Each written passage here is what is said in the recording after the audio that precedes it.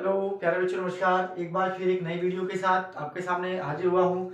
और बोर्ड की परीक्षा से की दृष्टि से ये जो प्रश्न मैंने बोर्ड पे जो लिखा है बहुत ही अति महत्वपूर्ण प्रश्न है। जो आपका गॉस के अनुप्रयोग से एक प्रश्न आपका पूछा जाता है, तो ये प्रश्न आपका बोर्ड की परीक्षा के लिए वेरी अति महत्वपूर्ण प्रश्न की दृष्टि से यहाँ पे आता है। जैसा कि मैंने बोर्ड पे यहाँ लिखा है कि अनंत लंबाई के एक समान आवेशित तार के कारण उत्पन्न वैद्युत क्षेत्र की तीव्रता के लिए सूत्र का निगमन कीजिए। तो सबसे पहले हम एक समान आवेशित तार लेते हैं। तो यहां से हम एक समान आवेशित तार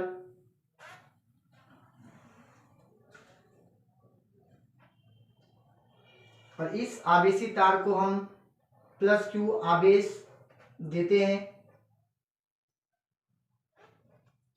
प्लस क्यू आवेश इसे दिया गया है,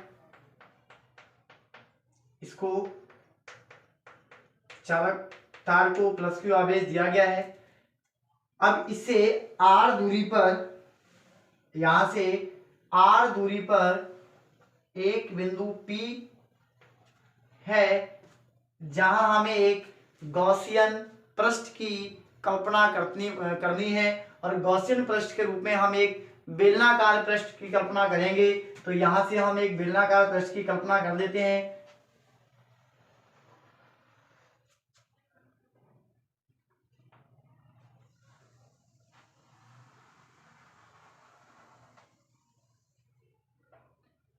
इस प्रकार हम एक गॉसियन पृष्ठ की कल्पना कर लेते हैं यहाँ पे।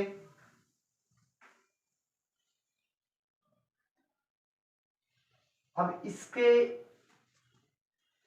लिए हमें जब वैद्युत क्षेत्र की तीव्रता ज्ञात करनी है, तो वैद्युत क्षेत्र की तीव्रता ज्ञात करने के लिए हमें सबसे पहले देखना होगा कि वैद्युत क्षेत्र किधर है और इसका क्षेत्रफल किस साइड है। तो यहाँ पे हमें सबसे पहले वैद्युत फलक की बात करनी होगी। तो वैद्युत फलक का मतलब होता है कि किसी भी पृष्ठ से गुजरने वाली वैद्युत बल रेखाओं की संख्या उस स्थिति में आपकी वैद्युत फलक कहलाती है। तो यहाँ पे हम एक क्षेत्रफल अवयव की कल्पना कर लेते हैं। हमारे पास एक क्षेत्रफल अवयव है जो आपका वैद्युत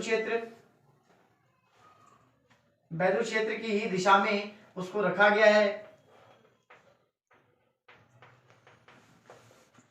इस प्रकार से एक पृष्ठ हमारे पास यहाँ पर है वैद्युत क्षेत्र की दिशा में, और एक पृष्ठ क्षेत्रफल अवयव हम यहाँ ले लेते हैं जो आपका क्षेत्रफल वैद्युत क्षेत्र की दिशा में है।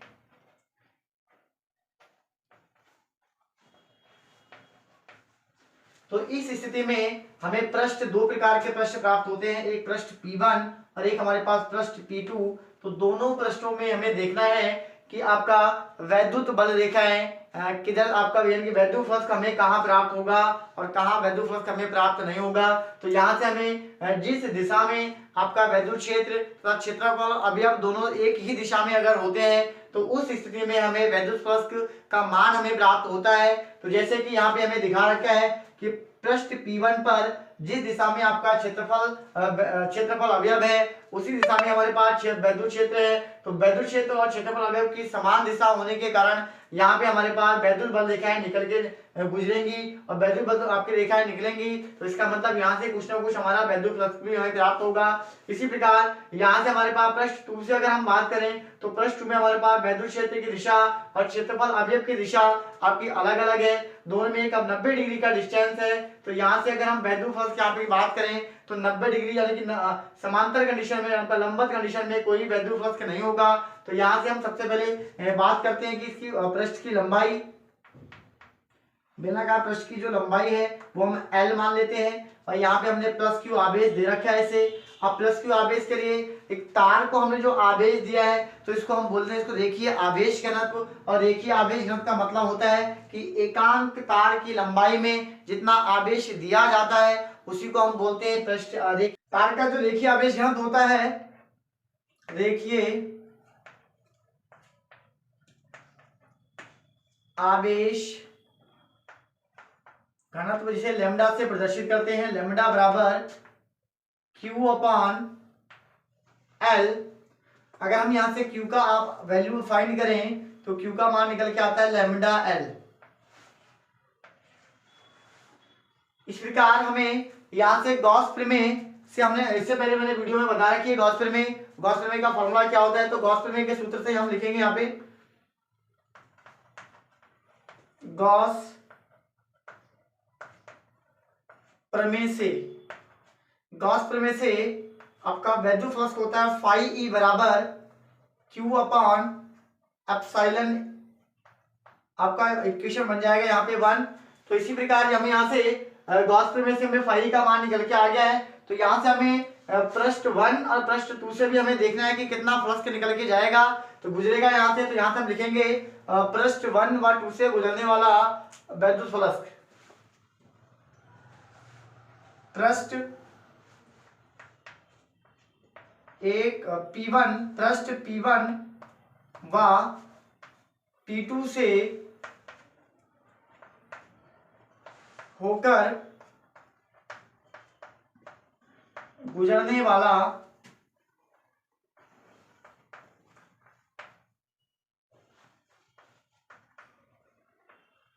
अब पृष्ठ P1 और P2 एक अवयव के रूप में है, तो यहां से जो फ्लक्स निकल के जाएगा हमारे पास अवयव में, तो यहां से हमारे पास होगा D phi is equal to, हमारे पास हो जाएगा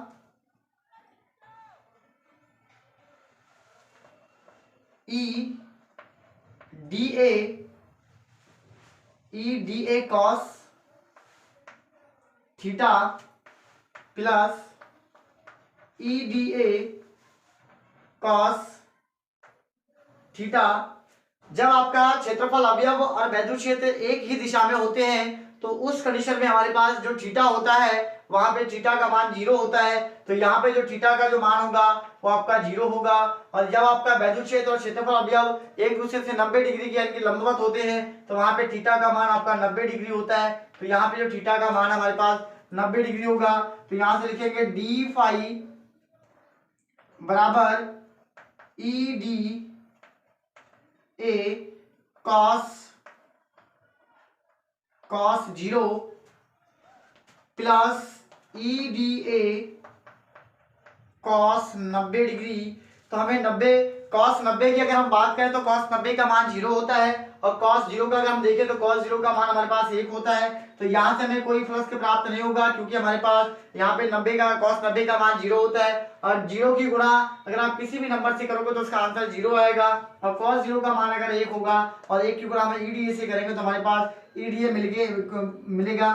तो यहाँ से आपका डी फाई ई बराबर हो जाएगा। तो हमें एक ही स्थिति में आपका फ्लक्स मिलेगा, पृष्ठ P1 से होकर आपको फ्लक्स प्राप्त होगा। तो प्लस जो P1 से हमें प्राप्त होगा तो वो हमें होगा ई डी ए के रूप में हमें प्राप्त होगा। तो यहाँ से अगर हम कुल पृष्ठ से अगर हम कुल फ्लक्स की बात करें, पृष्ठ से होकर गुजरने वाला कुल फ्लक्स की अगर हम बात करें तो यहाँ पे हो जाएगा समाकलन डी फाई ई बराबर समाकलन ई डी ए। तो यहाँ पे समाकलन डी फाई का समाकलन निकल के आएगा आपका फाई ई बराबर, तो यहाँ पे ई का कोई समाकलन नहीं होगा, कांस्टेंट वैल्यू है तो ई हो जाएगा, और समाकलन डी ए, और डी ए का समाकलन होता है ए, तो फाई ई बराबर हमें प्राप्त हो जाता है ई और ए। समीकरण यहाँ से हमें 202 मिल जाएगा। अब क्या हम लिखेंगे समीकरण 1 व समीकरण 2 की अगर हम तुलना कर दें क्योंकि दोनों में हमें फ्लक्स प्राप्त होता है, समीकरण 1 व 2 की तुलना करने पर, तुलना जब करेंगे तो हमें समीकरण 1 से मिलेगा फाई का मान क्यू अपॉन एप्सिलॉन, और समीकरण 2 से हमें मिलेगा ई ए। तो यहां से हमें ई ए बराबर में यहां लिख देता हूं क्यू अपॉन एप्सिलॉन, और यहां से ए, और ए हमारा क्या है एक बेलनाकार पृष्ठ है तो ए का मतलब हम यहां से लिख देंगे। तो ए का जो वैल्यू हमें प्राप्त होगा तो ए बराबर होगा बेलन का क्षेत्रफल, और बेलन का जो क्षेत्रफल होता है 2 पाई आर एच। तो यहाँ पे एच के रूप में हमने लंबाई ले रखी है एल, तो बेलन का जो क्षेत्रफल होगा वो 2 पाई आर एल हमें प्राप्त हो जाएगा। तो यहाँ से हम पहले इसका पक्षांतर करेंगे तो आपका ये मिलेगा ई बराबर क्यू अपॉन एप्सिलॉन ए, और एक ही जगह पे जो वैल्यू है इसका वो हम रख देंगे ई बराबर Q upon epsilon multiply two pi R L, और क्यू की जगह पे इसका वैल्यू हमने ऊपर रखा है कि आपका क्यू बराबर हमने निकाल रखा है लेमडा एल, तो यहां से हमारे पास हो जाएगा लेमडा एल बट्टे में हो जाएगा 2 पाई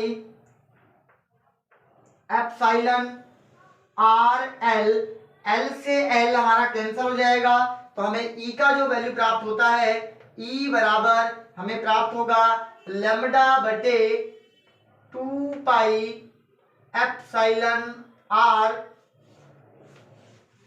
जो न्यूटन बटे कूलाम के रूप में हमें प्राप्त होता है। इसी प्रकार हमने एक अनंत लंबाई के एक समान आवेशित तार के कारण वैद्युत क्षेत्र की तीव्रता के लिए सूत्र का निगमन मैंने यहाँ करके दिखा दिया है। जैसे कि मैंने एक आवेशित तार लिया और आवेशित तार से r दूरी पर हमने एक बिंदु P लिया, और बिंदु P पर हमने एक बेलनाकार पृष्ठ की कल्पना करते हुए हमने क्षेत्रफल अवयव P1 और आपका P2 से हमने पहले पता किया कि किस स्थिति में आपका वैद्युतफलक गुजरेगा और किस स्थिति में वैद्युतफलक नहीं गुजरेगा। तो वैद्युतफलक गुजरने का मतलब है कि जब आपका क्षेत्रफल अवयव और वैद्युत क्षेत्र एक ही दिशा में होते हैं तो वहां पे आपका थीटा 0 डिग्री होता है, और जब थीटा 0 डिग्री होता है तो वहां पे हमें वैद्युतफलक का मान हमें प्राप्त होता है। और जब हमारे पास क्षेत्रफल अवयव और आपका वैद्युत क्षेत्र अगर लंबवत दिशा में होते हैं एक दूसरे से, तो वहां पे आपका थीटा 90 डिग्री होता है, और 90 डिग्री का मतलब वहां पे हमें कोई भी फलक प्राप्त नहीं होता है। जैसे कि मैंने अभी यहाँ करके दिखाया था कि एक आपका गॉस प्रमेय का मैंने प्रयोग किया, और एक मैंने यहाँ से वैद्युत फलक का मैंने प्रयोग किया था परिभाषा से। तो वैद्युत फलक की परिभाषा था इसका होता है फॉर्मूला फाई बराबर ई ए कॉस थीटा। तो इसी प्रकार से हमने इसका दोनों को फॉर्मूला लगाते हुए हमने कुल फ्लक्स देखा, और जब दोनों समीकरणों की हमने तुलना की तो वहां से हमें प्राप्त होता है ई बराबर लेमडा बटे 2 पाई एप्सिलॉन आर, और आपका एन बटे सी, तो मतलब वैद्युत क्षेत्र की तीव्रता का मात्रक होता है एन बटे सी। इसी प्रकार अगर आपको वीडियो अच्छी लगी हो तो लाइक करें, अपने दोस्तों के साथ शेयर करें और ज़्यादा से ज़्यादा कमेंट करें।